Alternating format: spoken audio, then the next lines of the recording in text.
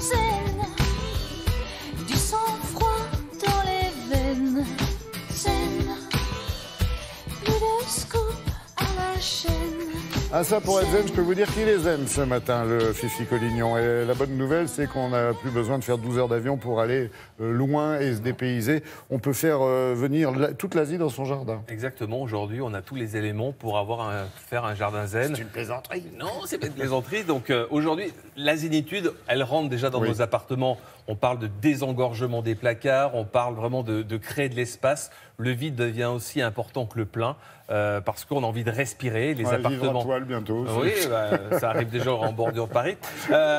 Et donc, le jardin zen, c'est ça. Le vide est aussi important que le plein. C'est beaucoup de minéraux, beaucoup de paillage minéral, beaucoup de roches, beaucoup de choses comme ça. Il y a de l'eau. L'eau est importante dans le jardin zen.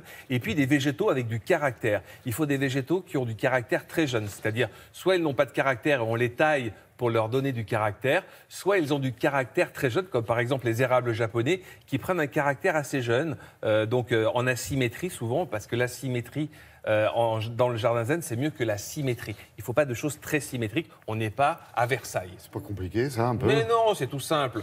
Vous mettez un petit sac de paillage minéral, 2-3 érables japonais, un peu d'eau, le tour est joué. En tout cas, voilà les bonnes astuces qui arrivent. Quand on est soumis à un rythme très intense au quotidien, on finit par céder au stress. La déco zen est tendance et répond présente en déco indoor ou d'extérieur. Aujourd'hui, les éléments sont chics et élégants. Il n'existe pas un seul et unique style de jardin zen. Au Japon, c'est un art à part entière. L'idée, c'est de ne pas rentrer dans le purisme du zen, mais de réadapter à notre façon l'idée du zen. Vous pouvez jouer sur les contrastes en disposant au sol des galets noirs et blancs ou des éléments minéraux en ardoise naturelle, rappelant les couleurs du yin et du yang. Surtout, évitez les lignes régulières comme dans les jardins à la française. J'aime aussi piéger les vues les plus intéressantes grâce à des miroirs acryliques collés directement sur les murs. Vous vous offrez gratuitement d'autres végétaux sans en avoir l'encombrement. Misez aussi sur les pots blancs assez imposants qui donnent du caractère à vos végétaux. Justement, quels sont ceux qui sont zen?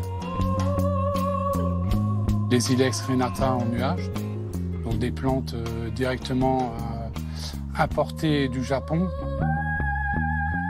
On a les différentes variétés d'érables du Japon, soit en forme libre ou plutôt ceux qui sont greffés en tête et qui sont pleureurs.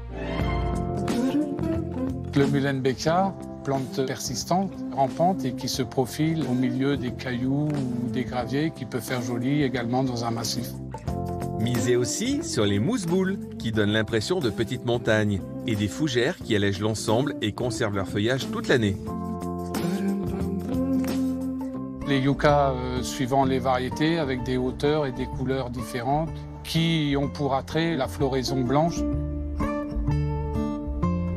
Les Philostachys bambous de grande végétation, des variétés qui sont très poussantes. On peut pratiquer aussi la taille de transparence. Pour des bambous trop poussants, on enlève 2 cannes sur 3 et on les effeuille à la base, ambiance zen réussi.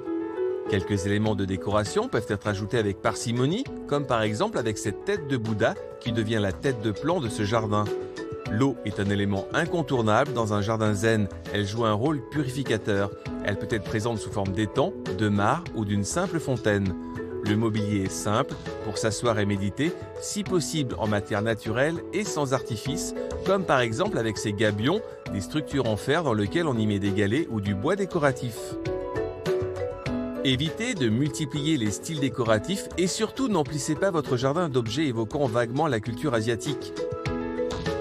Il faut avant tout conserver l'idée d'un lieu naturel et ne pas transformer votre jardin en boutique souvenir.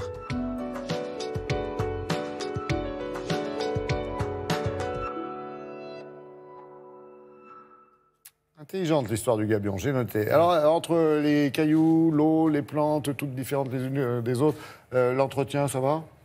Justement, par rapport à un jardin traditionnel, il n'y a presque pas d'entretien parce que crois pas. vous mettez un géotextile, une sorte de feutre géotextile sous le paillage minéral. pas de repousse de mauvaises herbes, vous n'avez rien à faire à part ratisser de temps en temps pour rééquilibrer un petit peu les minéraux. Vous prenez des végétaux de caractère, du minéral. C'est beaucoup moins d'entretien qu'un jardin traditionnel. L'herbe a moins de place pour s'y faire une place, justement. Merci beaucoup, Philippe. Allez,